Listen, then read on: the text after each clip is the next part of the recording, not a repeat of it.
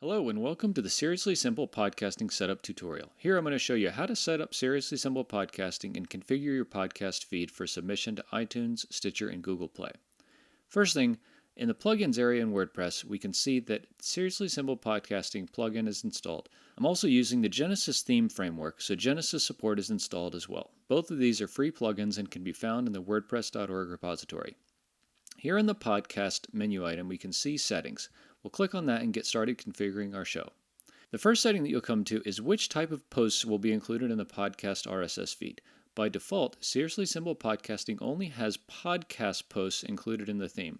If you want to include regular blog posts, just click the post menu item here, and if you have custom post types already configured on your website, those will show up here and you can include those as well. If you want to include podcast posts in the main blog, you can click the second menu item, but just know that different themes will behave differently with this option.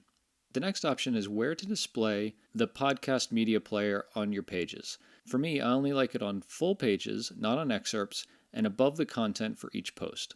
We'll save these settings and get on to configuring our podcast feed settings. Here in the feed details area, we can see a little bit more about our podcast RSS feed.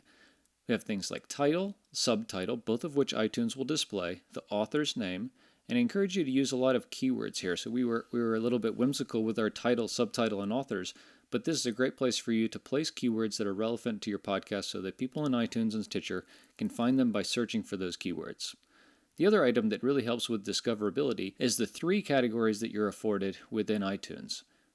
They have both parent and child categories, and these are the parent categories here in 2017. Selecting a parent category and then the relevant child category below that, and each of these being different will give your podcast a lot of discoverability when people are searching through the categories in iTunes in general. You want to have each parent category be different, and really you want each child category to be different as well. This just gives your podcast better reach. The next thing that you want to enter in is the description or summary of the podcast. This tells potential listeners to your show what they can expect by tuning in and hearing what you have to say.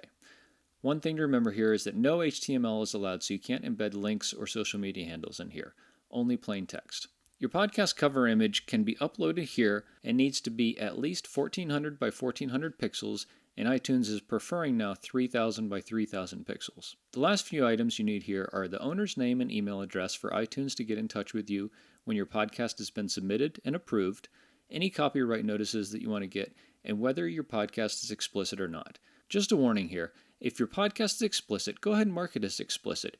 If there's a notification against your show and it's not marked as explicit, iTunes could pull it from their library. And that's it. We'll click Save Podcast Settings and take a look at our podcast RSS feed here. This opens in a new browser tab and you can see the title, the subtitle, and the image that we uploaded. If we had podcast episodes here, they would show up down here, all in order with the most recent ones appearing at top.